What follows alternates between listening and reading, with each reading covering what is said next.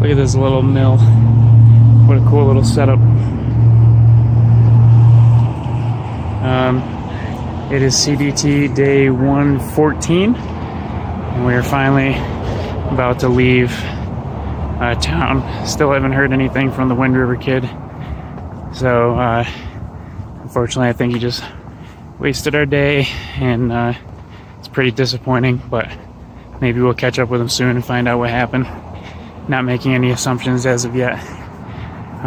So yeah, it's really unfortunate that we lost another day on trail. It was not the intention. It's not what we wanted, and it didn't really help us out any. It wasn't really an act of laziness. It's just circumstance. So yeah, at least we'll be getting out now. All right, here we are, back to where I hitched out the other day. I'm just walking over here to make sure to connect my continuous footpath.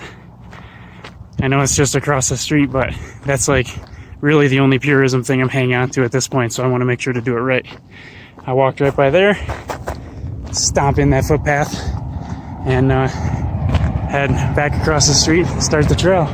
So we got all four of us, myself, Jesus, Paps, and Girly Girl. It looks like to start, GoHook says that there's not really a trail here. We found trail markers, but it just looks like a kind of a bushwhack to begin. Hopefully the trail starts up pretty soon. See if I can show it to you guys without having to change video clips. Get on there. Okay. So yeah, I don't know if you can see this tree right in front, direct center, has a CDT marker on it. And this is the trail. Just grass, dirt, no real footpath, and a bunch of sage. Oh well.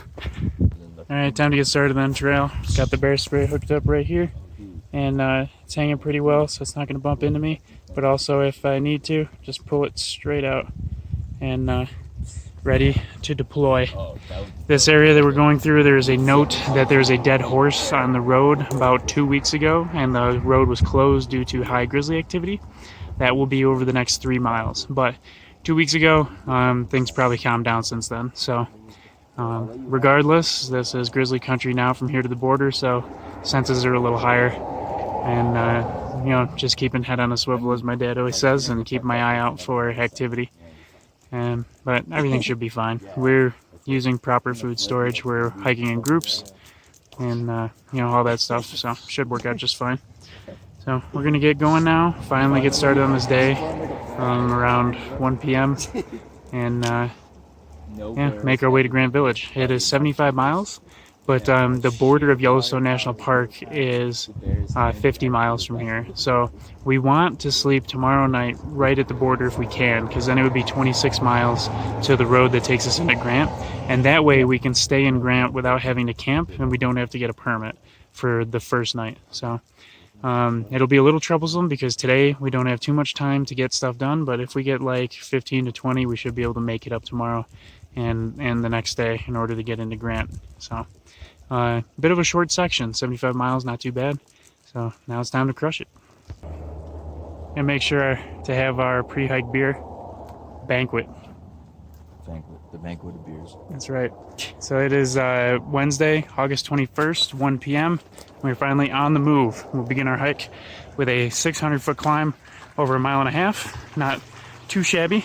And then a little bit of flat rolling and some down. Look at this one, folks. Oh, what a hell of a view. Yeah, I like that. I'm pretty sure this is the end of the 600-foot climb, and we might get to go down this very nice road all the way to Brooks Lake Lodge, which we're not hanging out at, but just passing through. Look at that. Do you see all the layers in there? The layers.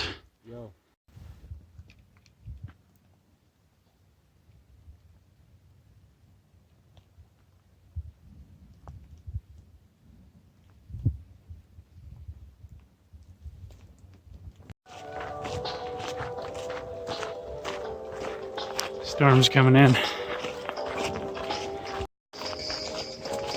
Alright, we're on Brooks Lake Lodge, situated right off of Brooks Lake down there. Beautiful area.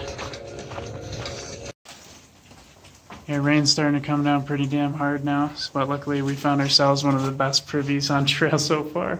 It's hail, not rain. Oh, is it hail now? Dumbass. Oh, thank you. Appreciate that. there's a weird bird in all the videos the past hour. But check out this privy. They have like all these decorations on the wall. They have plenty of TP. It smells really good in here. There's even plant decorations. Oh my god. Commander-in-Chief by Tom Clancy. Some bear advice. Some plants. So nice. And then out here we even have, there's Girly Girl. And we even have a little awning with like a welcome sign and welcome mats. This is a great place to hang out while it rains. Welcome to Privy Theatre. Today's showing Pineapple Express. Right by the toilet.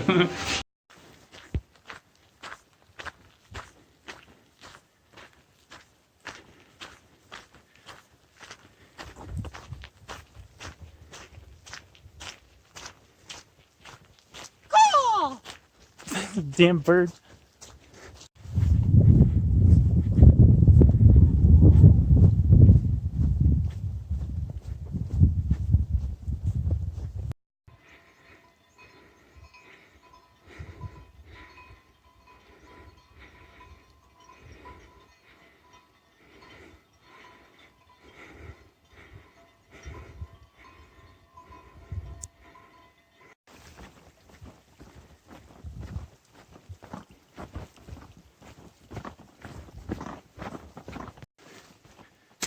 The weather has improved greatly. It's nice and warm, and no rain or hail or anything. But unfortunately, it made the trail conditions not so good. It's very muddy. It's caking up on my shoes, but also it's very slippery. So it's slow going through here.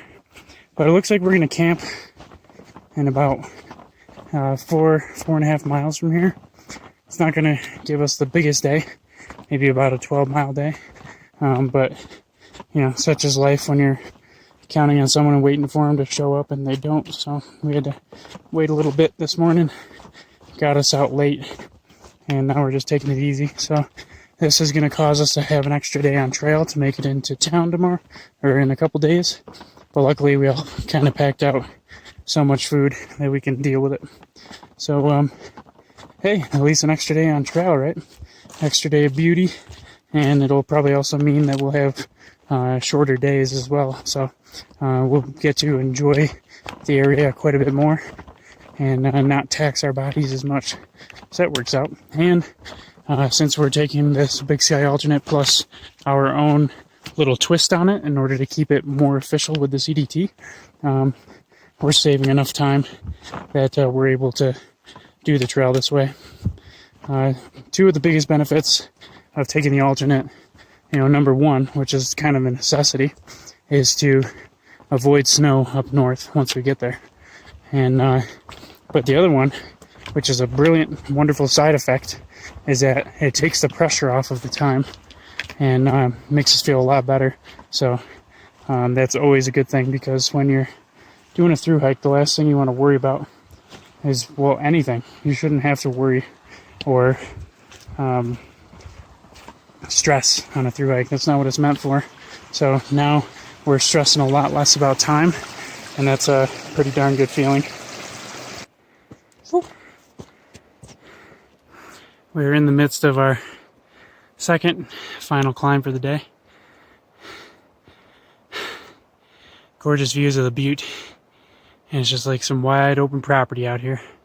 It's very nice. And there's Girly Girl.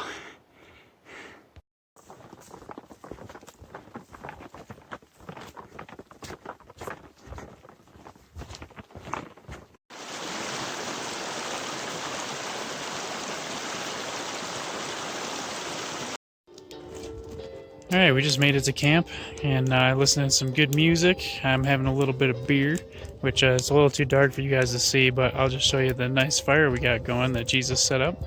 And I got the fireplace set up as well. I have to have my fireplace. but you can probably see a little bit of silhouette of the skyline as well. We have this beautiful overlook up on the hill of these kind of mountaintops, and as well as a butte. It's really cool to see. So I'll be showing you guys that tomorrow morning, since we don't have any light right now. But yeah, everybody's just getting camp set up. We're about to eat an 8-pack of Ballpark Franks. I hiked out some Ballpark Franks and some buns, as well as some ketchup. So we're gonna have a real nice protein-powered dinner, along with some carb-loaded beer. So let's see, stats for today. We walked 11.6 miles and we climbed 2,000 feet in elevation. So other than that, I'm calling that the end of the night, and I'll continue tomorrow. Thanks for watching.